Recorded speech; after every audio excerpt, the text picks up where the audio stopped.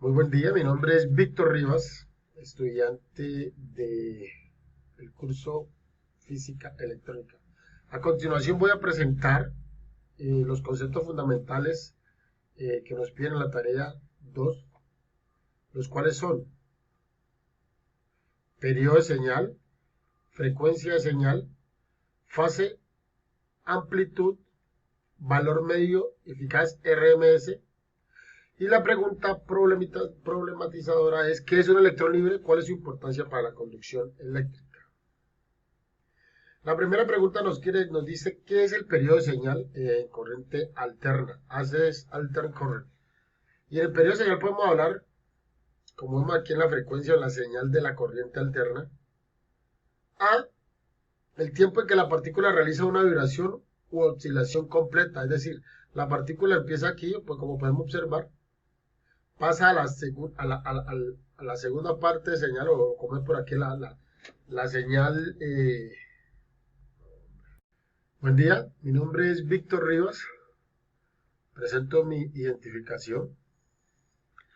Soy estudiante del curso Física Electrónica. A continuación voy a presentar los conceptos fundamentales que nos piden en la tarea 2, los cuales son periodo de señal, frecuencia de señal, fase, amplitud, valor medio. Y la pregunta problematizadora es: ¿qué es un electrón libre? ¿Cuál es su importancia para la conducción eléctrica? Entonces, el primer concepto, periodo de señal. El periodo de señal es el cual es el tiempo en el que una partícula realiza una duración, oscilación completa, se mide en segundos. Es decir, la partícula empieza ahí, como podemos observar en la gráfica, inicia, y cuando vuelve a empezar la partícula en esta señal, a esto le denominamos periodo de la señal de corriente alterna. ¿Qué es la frecuencia? La frecuencia es el número de veces que se repite ese ciclo o esa señal, ese periodo del que acabamos de ver, en un segundo. Es la cantidad de veces que repite ese mismo ciclo durante un segundo. Eso es lo que denominamos frecuencia de señal. Esa frecuencia es medida en hercios. Hertz es la sigla. Fase de amplitud.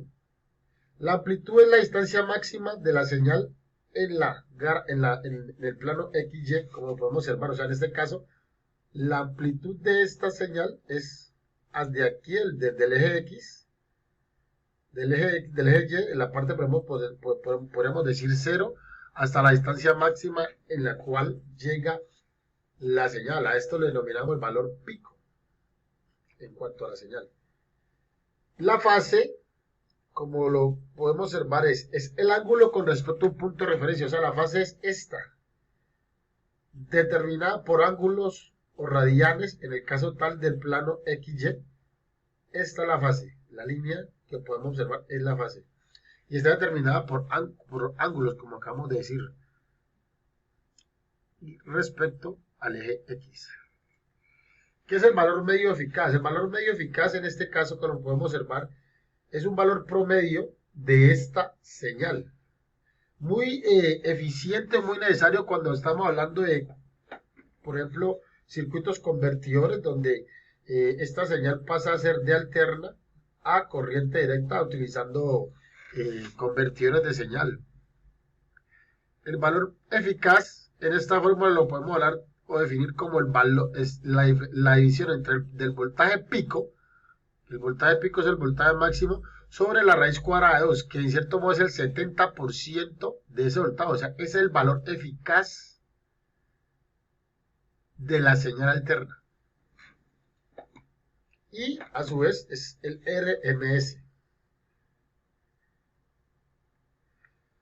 ¿Qué es un electrón libre? ¿Cuál es su importancia para la conducción eléctrica? Resulta que en los átomos existen unos electrones a los cuales llamamos electrones de valencia.